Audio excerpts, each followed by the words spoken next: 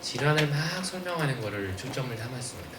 근데 지금 이제 5년이나 지나서 사실은 저희 목표가 소셜 어웨어니스를 올리는 걸 통해서 여러분들의 불편함을 좀, 여기 소셜 어웨어니스를 올리는 거는 그 보험제도도 좀 개선을 하고 여러 가지 다른 사회적 지원 체계도 좀 만들고, 그리고 이제 저희 기관 내부적으로는 아까 보셨던 것처럼 사실 5년 전에는 저희 기관 내부에도 교수님들이 이 질환에 관심이 없으셨는데 지금은 이제 많이 관심을 가져주셔서 훌륭한 팀이 꾸려져서요. 내년에는 어떻게 해야 될지 고민입니다. 외부에서 행사를 해야 되나, 또 어떻게 하는 게 제일 좋을지. 어쨌든 고민은 뒤로 좀 미루고 질의응답 혹시 궁금하신 거 있으시면 말씀해 주시면. 네. 없으세요? 예, 말씀 주시죠. 커피를 많이 마시는 기회가 생기잖아요. 네. 근데 커피는 몸에 어떤? 그 카페인이 이제 저 문헌을 찾아보고 그러면요, 이제 폐동맥 고혈압 자체가 아까 말씀드린 것처럼 압력이 올라가 있어서 피를 억지로 짜내주는 과부하가 걸려 있는 상태거든요. 심장 입장에서 보면 심장이 아까 폐로 피를 이렇게 뿜어내줘야 되는 상황인데 폐혈관들이 망가져 있으니까 억지로 뿜고 있지 않습니까? 그래서 이제 마치 보찜을 짊어지고 꽉꽉 피를 뿜어주고 있는 상황이기 때문에 이렇게 과부하가 걸려 있는 상태에서 카페인은 사실은 부정맥을 유발할 수가 있습니다. 기왕에도 저희한테 오시는 분들 중에 이렇게 심장 뛰는 게 원래는 안 느껴지지 않습니까? 그렇죠? 심장 뛰는 게 안 느껴지는데 심장 뛰는 거를 자꾸 느낀다고 호소를 하시는 분들이 많이 있으세요. 그런 식의 증상을 악화시킬 수 있기 때문에 권하지는 않습니다. 뭐 한두 잔 정도는 상관없는 것 같고요.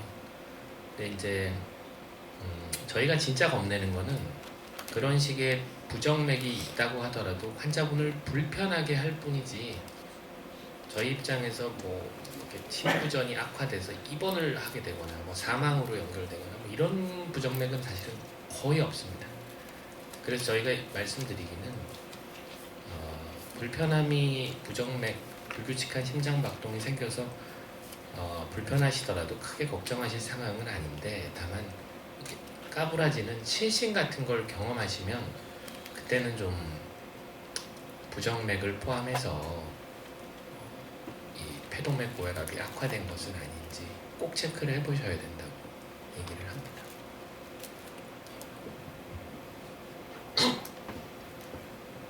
다른 예. 지금 푸스로 인해서 폐동맥 고혈압이 생기는 건데요. 네. 푸스가 조절이 되면 네. 폐고혈압이 조절이 되는 그 여기 이제 저희 같은 팀에 이제 류마티스 내과 선생님이 계신데 오늘은 이제 저희가 따로 안 모셨는데요. 제가 아까 폐동맥 고혈압의 원인이 여러 개가 있다고 말씀을 드렸지 않습니까? 정조원 교수님께서 이제 좀 이따 혹시 질문 있으신 말씀 주실 텐데, 선천성 심장 질환과 달리 이 자가 면역 질환이라고 얘기하죠. 그러니까 염증성 질환, 루푸스 혹은 다발성 경화증 뭐 이런 질환들이 아니면 류마티스성 관절염 이런 식이 대표적인데요. 아까 그 마지막에 노래 부르는 총각 보셨죠? 그 친구 같은 경우도 타카야수 동맥염이라 그래서 혈관염에 의한 폐동맥 고혈압 부분이 있습니다. 그런 염증성 질환들은 원발 질환, 그 염증성 질환, 예컨대 루푸스를 조절을 잘 해주면 아주 거짓말같이 폐동맥 고혈압이 조절이 됩니다. 그러니까 루푸스 환자분에 있어서 폐동맥 고혈압의 예후는 루푸스에 따라가는 거지 폐동맥 고혈압에 따라가진 않습니다. 그러니까 처음에 폐고혈압이 중증 폐고혈압이어서 막 숨 헐떡헐떡 차고 염증 심해서 오신 분들 중에도 루푸스가 조절이 잘 되면 폐동맥 고혈압은 거짓말처럼 없어지는 분들이 많이 있습니다. 그러니까 루푸스 조절만 잘 하시면 큰 문제가 안 됩니다. 아까 손 드신 분 좀 계셔서. 네.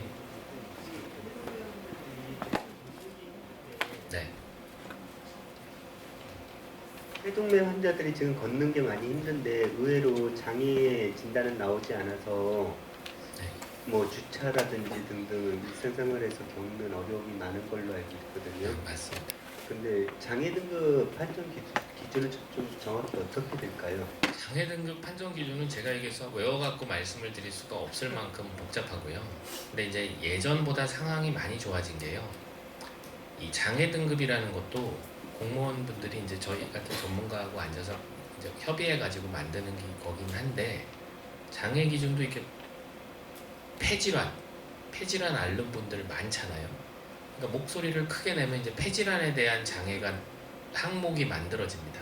이럴 때는 또 심장 장애도 이 심장에 대한 장애 항목이 이렇게 할 때 장애를 주라고 하는데 폐동맥 고혈압은 환자 숫자가 적잖아요, 그죠? 그러니까 아까 보면 전신 순환을 담당하는 심장의 왼쪽 부위가 문제가 생기는 질환에 대해서는 장애 등급 항목이 있었어요. 늘 있는데 폐동맥 고혈압에 대한 장애 항목은 사실 그동안에 없어서 장애가 되게 안 나갔거든요. 우리 환자들은 왼쪽 심장 부분은 되게 좋고 오른쪽 심장 부분이 문제인데 그동안엔 장애 항목이 없어서 잘 안 나갔습니다. 근데 이제 작년부터 장애 항목이 여기에도 생겨서 예전보단 장애 중증도가 훨씬 쉽게 나갑니다. 근데 저희가 이제 장애를 매겨보면 지금 현재 폐동맥 고혈압 환자는 장애가 호흡기 쪽 장애로 나가는 게 아니라 심장 쪽 장애로 나갑니다. 맞죠? 김은영 교수님 원래 폐질환이 있어서 생긴 폐고혈압 말고는 호흡기 장애로 안 나가시죠?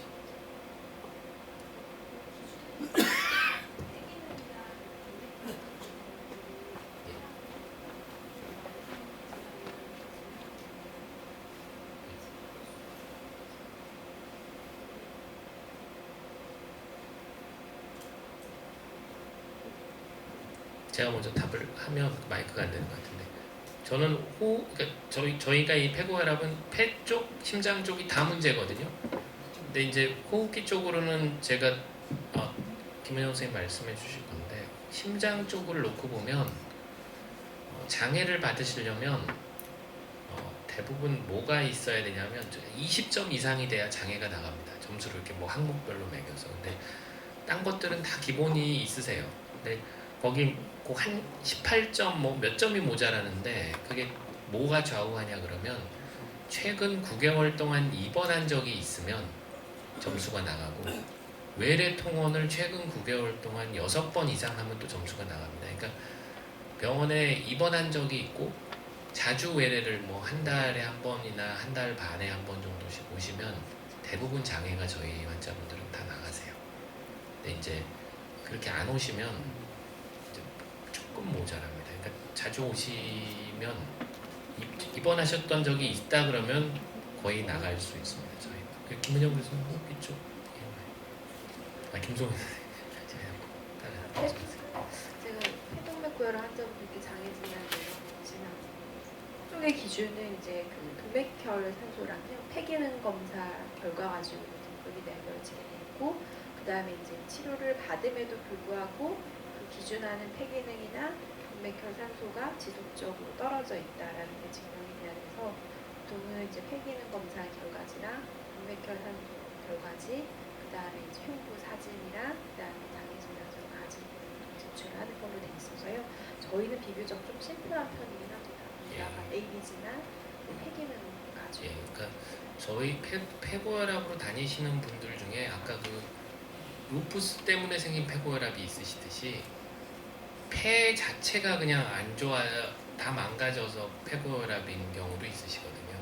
그럴 때는 저희 쪽으로 장애를 받으시는 것보다 김송희 교수님 쪽하고 상의하시는 게 장애 등급 나가기는 더 쉬울 수 있습니다. 근데 장애 등급이라는 게 내 장애의 중증도에 관계없이 인위적으로 만들어 놓은 거라서 조금 좀 저희가 보기엔 미흡합니다. 예.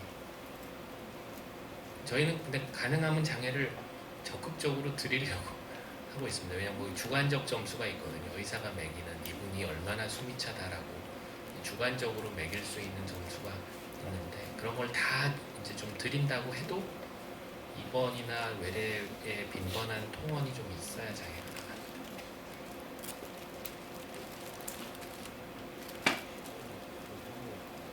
다른 질문.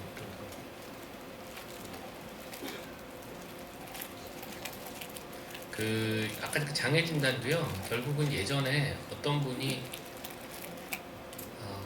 강하게 좀 이 주장을 하셨어요. 네, 그런 장애 항목을 반영하는 거에 대해서 그런 과정들을 통해서 조금 나아지는 거예요.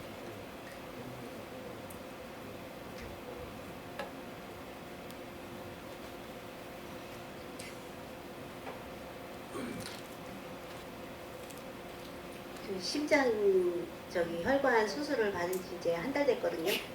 근데 이제 혈관이 안전이 있는 게 워낙 딱딱해져가지고 그거는 손을 못 대고 허벅지에서 띄어서 수술을 했어요. 근데 오늘 이 폐혈압에 고혈압에 대해서 오늘 처음 들었어요. 생소해서. 근데 그렇게 심장 수술을 한 사람이 그 폐혈압이 걸릴 확률이 또 높을까요? 그러니까 폐고혈압이라는 건 굉장히 흔한 병이에요. 오늘 다루고 있는 그러니까 폐혈관, 아까 순환계, 이 갈비뼈 안에 있는 순환계가 동맥, 정맥, 모세혈관, 우리 수도 파이프로 치면 상수도, 하수도, 가정용 수도관, 이게 세 가지로 이루어져 있거든요. 근데 오늘 다루고 있는 거는 이 하수도 수도관에 해당되는 폐동맥에 해당하는 부분에서 문제가 생긴 고혈압이고요. 그러니까 수압이 올라가 있기만 하면 폐고혈압입니다. 근데 폐동맥 고혈압은 이 하수도 쪽에 문제가 생긴 거가 폐동맥 고혈압이고요. 가정용 수도관에 문제가 생기거나 상수도에서 문제가 생겨도 압력은 올라갑니다. 지금 아마 수술하신 거는 관상동맥이라는 혈관에 문제가 생겨서 아마 수술하신 것 같은데 그 부분에 문제가 생기면 폐혈압은 올라갈 수 있는데 대부분 상수도 쪽에 문제가 생겨서 올라갑니다. 이 경우에는 저희가 지금 오늘 다루고 있는 이런 아까 본 나쁜 예후와는 조금 다릅니다. 그것도 아까 말씀하신 것처럼 원래 질환을 잘 치료하면, 지금 수술하셨다 그랬는데 원래 질환을 잘 치료하면 전혀 문제가 안 됩니다.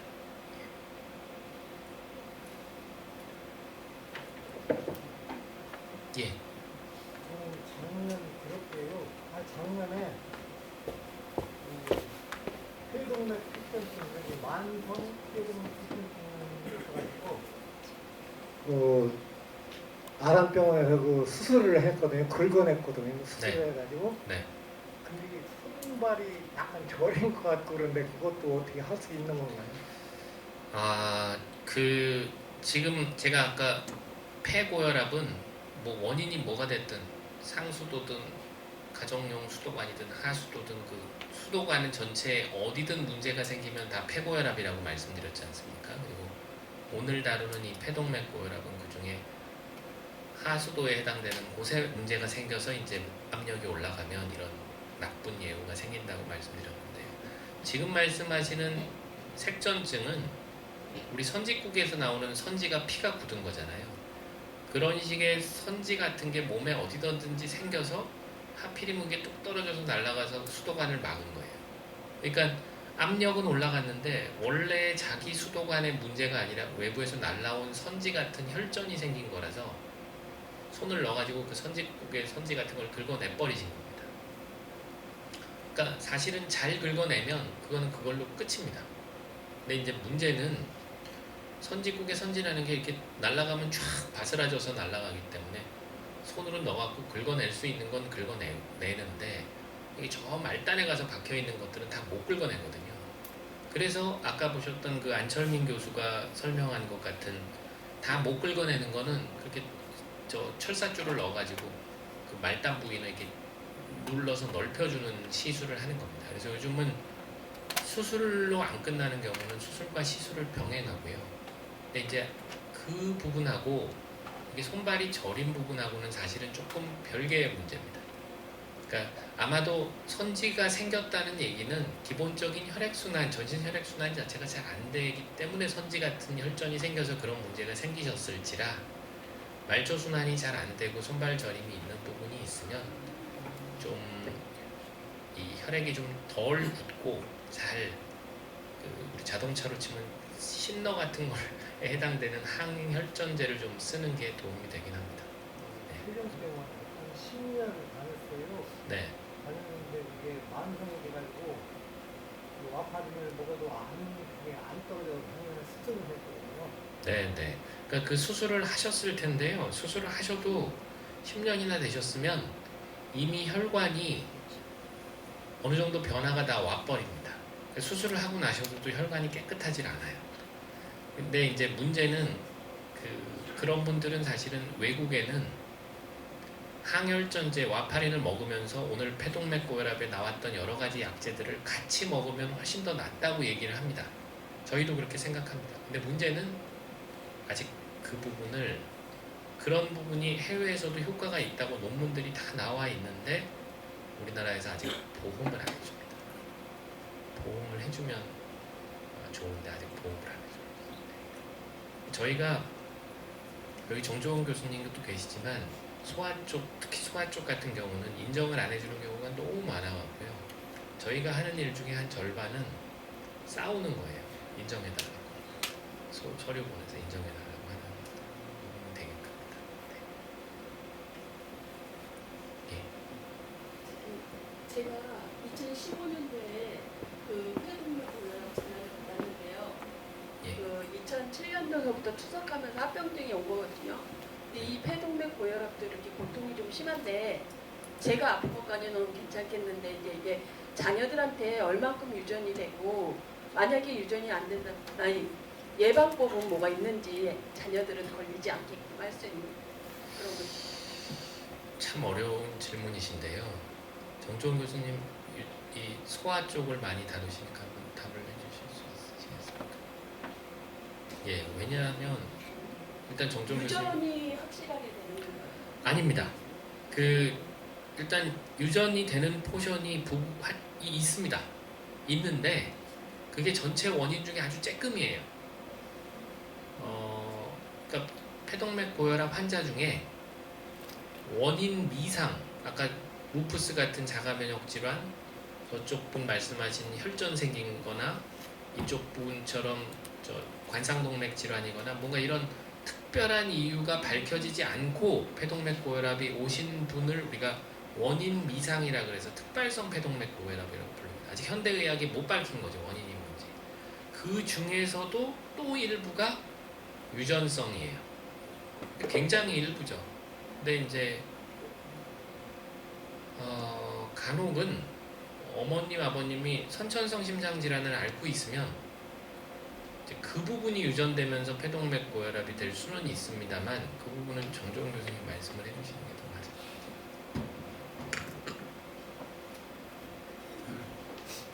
같아요. 그러니까 심장병, 이제 폐동맥 고혈압은 별개로요. 심장병이 있을 적에 어머님이 심장병이다, 아기가 심장병을 태어나냐.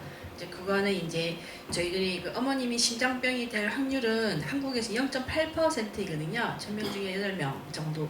근데 이제 그 자녀가 낳았을 적에 심장병이 될 확률은 100명 중에 2명 내지 3명입니다. 근데 병에 따라서는요, 100명 중에 6명 될 수는 있으세요. 근데 이제 폐동맥 고혈압인 경우에는요, 바로 유전이 되느냐, 이제 굉장히 어렵다고 말씀하셨는데, 뭐 이렇게 유전자를 검사를 하면은 나오는 경우는 사실 있는데요. 그러니까 실례로 들면은 이렇게 이해를 하시면 좋을 것 같습니다. 내가 자녀를 낳는데 나를 똑 닮았는데 100% 닮지는 않았잖아요, 그죠? 그러니까 똑같이 카피해서 100% 닮게 되면 아마 똑같이 유전이 될 건데요. 그건 아니기 때문에 어느 부분은 좀 체질적으로 닮을 수는 있어도 그 자체가 유전이 될 가능성은 거의 저희가 판단하기로는 길 가다가 뭐 번개 맞는 정도 확률이라고 할까, 뭐 그럴 수는 있을 것 같아요. 근데 반드시 또 번개에 맞는 분은 또 계시기는 하잖아요, 그죠?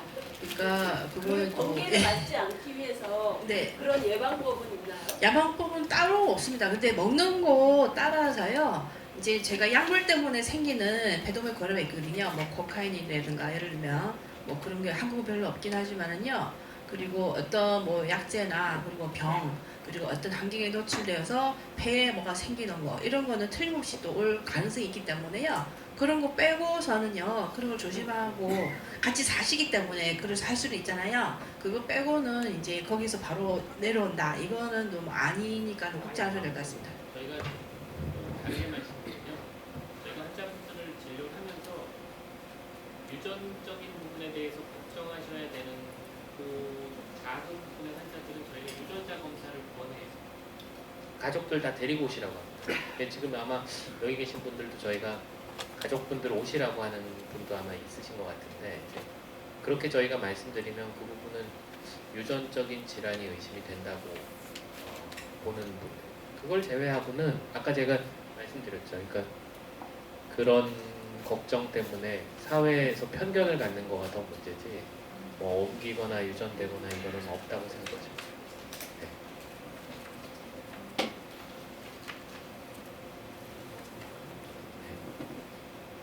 다른 질문?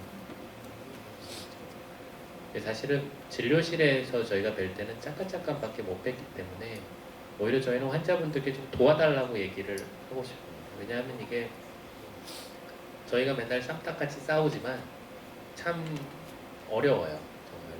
네, 그러니까 그 약간 뭐 내년에는 어떤 형식으로 저희가 다시 행사를 할지 모르겠지만 어떤 일반적이지 않은 질환이고 많지 않기 때문에 저희도 노력을 많이 해야 되지만 환자분들께서도 또 많이 같이 애써 주십사. 보호자분들께서도 여기 지금 제약사나 간호사분들이나 다른 분들도 몇 분 계신데 함께 애써야 될 질환인 것 같습니다. 네. 다른? 네? 아 예. 우리가 지금 레모줄린이라는 그 약을 좀 쓰고 있거든요. 네. 근데 그게 많은 사람들이 아직까지 안 쓴다고 그러더라고요. 네. 왜안 쓰는지. 혹시 레모듈린을 피하 주사로 맞고 계세요? 예, 그러시면 굉장히 보호자분, 환자분이 굉장히 그 인내를 가지고 계신 겁니다. 죄송하지만 결례가 안 된다 그러면 어디로 맞고 계십니까? 지금은 어디로? 잠깐만 이제 나와보세요. 나와보세요. 네. 왜 많이 안 쓰는지가요. 저 잠깐 보여주세요. 네. 네. 이 제가 환자분한테 보여달라고는 못하겠고 여기 이제 피아에다가 놓아서 맞고 계시거든요. 이게 왜 못 맞냐면 지금 맞는 종류가 여러분들 경구로 복용하시는 그 트라클리어, 볼리브리스 이런 약제 계열이 하나 있고 비아드라, 파센탄 이런 계열의 약자가 하나 있으면 지금 말씀하신 레모듈린이라는 거는 또 다른 계열의 약제입니다. 효과 굉장히 좋은 약제예요. 근데 효과가 여러 가지 효과가 있습니다. 혈전이 생기지도 않게 하고 혈관도 확장시키고 혈관 저항도 떨어뜨리고 굉장히 좋은 효과가 많이 있는 대신에 또 부작용도 가장 많은 약제입니다.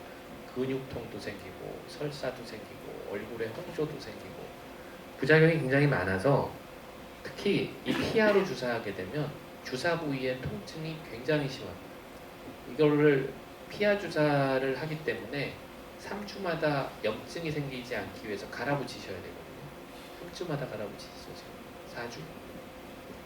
2달. 그런 관리를 그 주사 부위를 굉장히 관리 잘 하시는 건데 주사 놓은 부위가 굉장히 아파요. 처음에 한 1주 정도. 그러니까 그걸 유지를 잘 하신다는 얘기는 통증에 대한 철제 역지값이 낮으신 거예요. 우리 꼬집으면 하나도 안 아프다는 사람도 있고 아파 죽겠다는 사람도 있잖아요. 그렇듯이 그 통증을 기본적으로 잘 견디시는 거고요. 저희가 아마 이 자리에 계신 분들도 먹는 약으로 하다가 자꾸 입원하시면 저희가 주사약으로 해보자고 권합니다. 권하고 나면 주사약 맞으시면서 아까 말한 근육통, 설사 이런 관절통 때문에 아니면 주사 부위의 통증 때문에 도저히 못 맞겠다 그러고 포기하시는 분들이 저희가 한 10분 하면 10분 하면 한 분 저 경험은 그렇습니다. 저는 환자분 뭐 예를 들면 100분이 다니신다 그러고 레모델링을 트라이 해본 분이 10분이다 그러면 10분 중에 메인테인 하는 거에 성공하신 분은 한두 분밖에 안 돼요. 모르겠습니다. 저는 정종훈 교수님 다른 경험 좀 비슷한데요. 저희는 이제 아기들은 레모델링 보험이 사실 잘 안 되는데요. 근데 이것저것 해보다가 도저히 안 돼서 회의식 대기를 시켜놓고 그다음에 레모델을 쓴 아기들이 이제 있긴 합니다. 있는데 아기가 그 아기가 다시 못 먹고 맨날 누워있고 토하고 3주마다 입원하시고 그러다가 결국은 이제 레모델을 바꾸고 나서 애는 잘 먹고 그래서 체중이 3kg 더 늘었거든요. 근데 이제 너무 통증이 심해가지고요. 부위마다 다 옮기는데 통증 때문에 팔을 잘 못 들고요.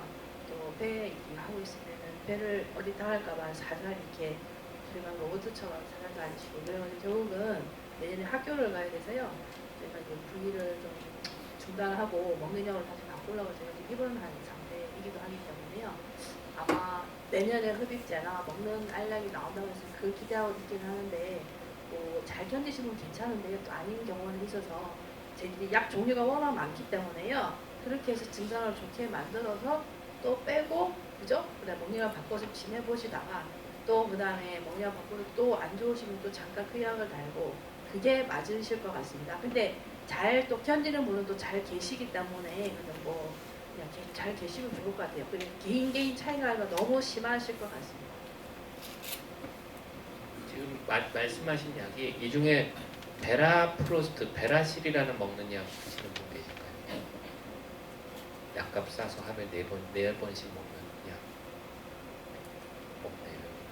그런 같은 계열의 약제인데 부작용이 심해요. 효과도 좋고 부작용도 심합니다.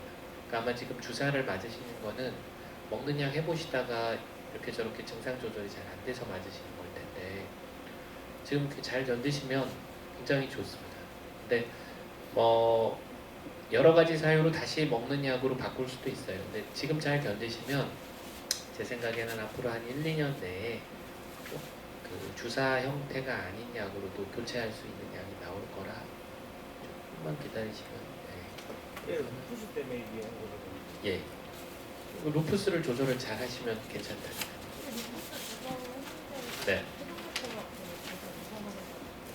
예, 루푸스 조절이 잘 됐다면 제가 본인 루푸스 상태를 잘 모르겠습니다만 루푸스 조절이 잘 됐다면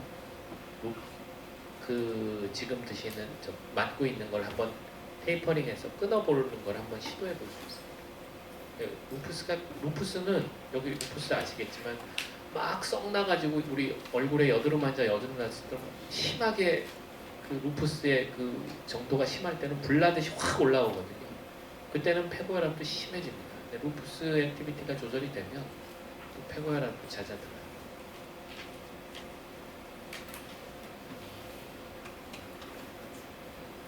예, 시간이 돼서 특별히 질문이 없으시면 내년에 저희가 좀 더 좀 나은 형태로 좀 다시 뵐 수 있을 것을 약속하면서 오늘 행사는 여기서 마무리 짓도록 하겠습니다.